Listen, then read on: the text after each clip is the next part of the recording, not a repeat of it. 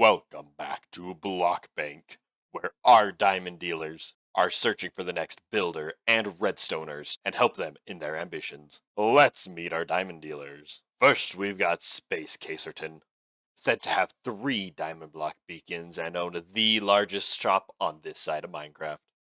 And in the famous Iron Throne, we've got the Spacely Case. Rumor has it he is the lead architect behind the Trial Chambers. Now let's meet our aspiring young builder. Has your storage system ever been too organized? Well, today I have made the state-of-the-art, the item unsorter. You just simply put items in the chest, and they will just continue to randomize over and over and over again. Well, I don't think it looks very impressive.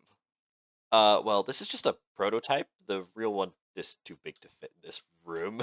Well, I think it's a great idea. How'd you come up with the idea for this anyways? Well, I was just thinking to myself one day, I want to build the worst storage system in Minecraft.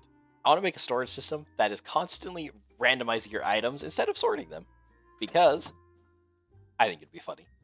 Now, I've got a few requirements for the storage system. It has to be infinitely expandable and easily hidden. So all the redstone needs to be hidden, so it looks like it's just in a regular building.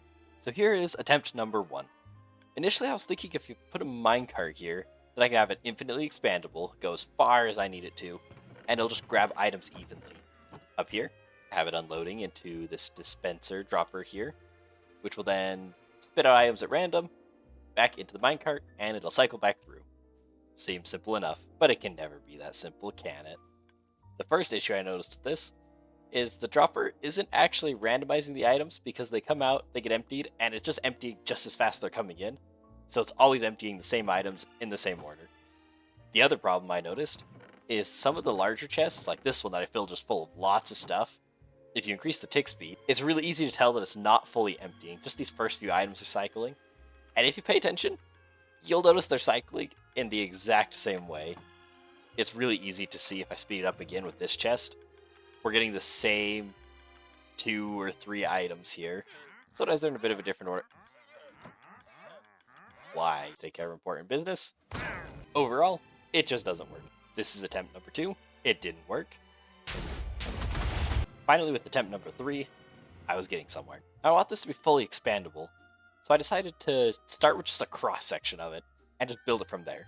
So if I can get a cross-section working, I can just copy and paste that, rebuild it multiple times, and the whole thing should work. So let's break down what's happening here. So the idea is that this top chest will be your storage, and then it'll filter down into here, which will then go to these hoppers, run down a line into some sort of randomizer.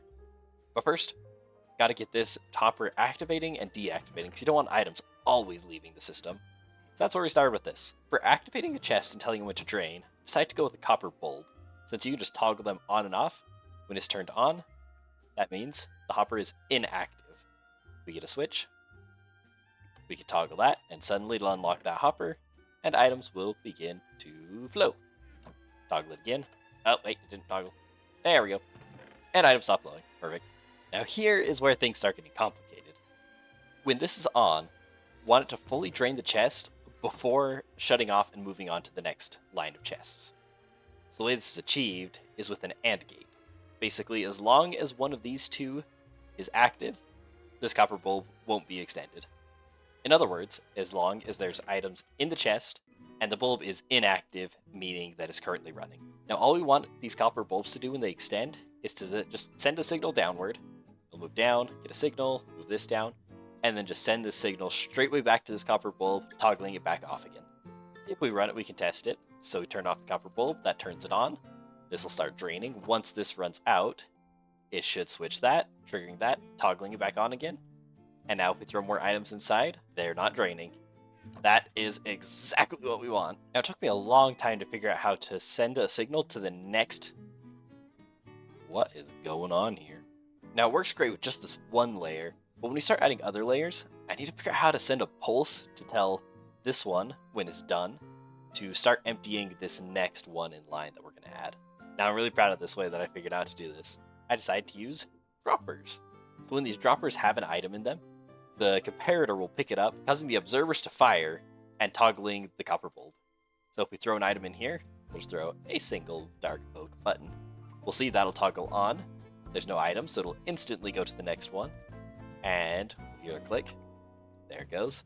And the next one in line is active. There's no items, so it's just going to toggle right along. And our button is going to get dispensed. Time to test this with a couple of items. With those in there, I should be able to just throw a single item in here.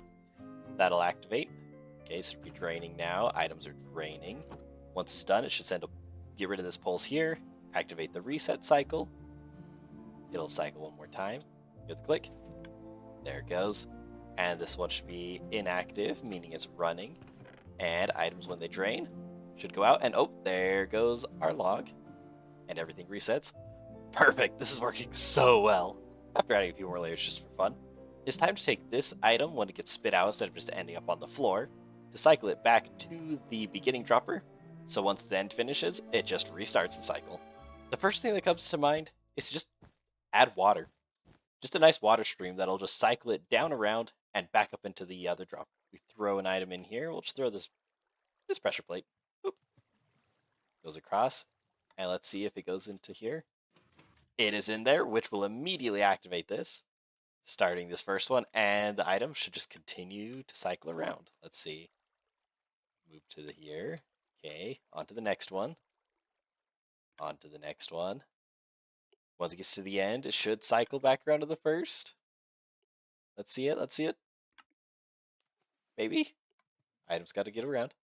And there it goes. Yes! There it goes. It is cycling, so that should just run forever. This is very fascinating and all, but why? What is the purpose of this? To be funny. Fair enough. Proceed. Alright, I've deactivated the dropper system for now while we get the other part set up. And now we need to get the items depositing back into these chests here. Using these two hopper lines under the chests here, I should be able to divide it into two droppers, which will then fill up with items, spit them out at random, and they'll go up into bubble columns and go into these two chests here, which will then have a hopper minecart going back and forth, and that should give a nice, even, random spread among all the chests. I had to move the hoppers over by one so that the redstone doesn't get flooded with water. Don't ask me how I figured that out. With these water streams in place, let's give the droppers a quick test. And go. And both the items go, and whoop, whoa, there they go. Okay, once I get a lid on this, it should work. Throw it there, just check. Goes down, across. And I'll need to check if there's an item in here. There was, in fact, an item in there. All that's left is a mechanism to trigger these droppers here. Now I want this to be as random as possible. So droppers, when they're full of items, they'll pick a random item each time it gets a pulse, and it'll just dispense that item. So what I want to do is build a little redstone clock here that'll basically just every 30 seconds or so go and just dump all the items out of these. That way it has some time to fill up and we get the maximum randomization as possible. All right, everything appears to be working. It should switch in just a second here. And it's off. Perfect. Now if everything's been done correctly, I should be able to place this hopper minecart here.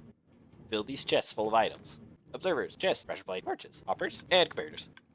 With all these items in place, I can come in here and put an item back in these dispensers, or droppers. Right in here, we'll give it the pressure plate, and that should activate the whole system. Okay, so I found a very slight problem. I've made some adjustments here because these hoppers here were still just continuing to drain while these ones were disabled.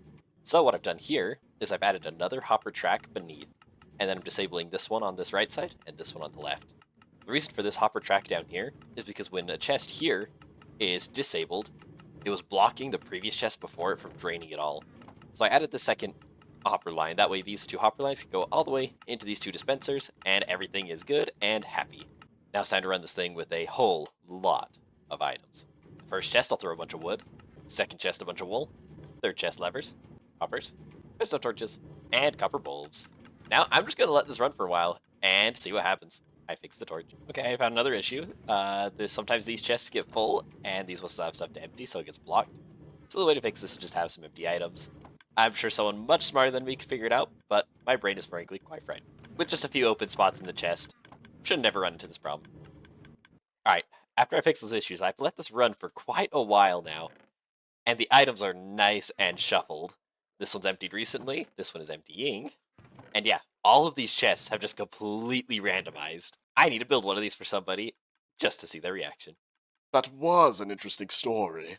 However, I still think it's a piece of garbage. You didn't even fix all the problems with it. Oh, come on now, Caserton. I think he's a genius. I have a server that could really use some of these. I'll tell you what, let's make a deal.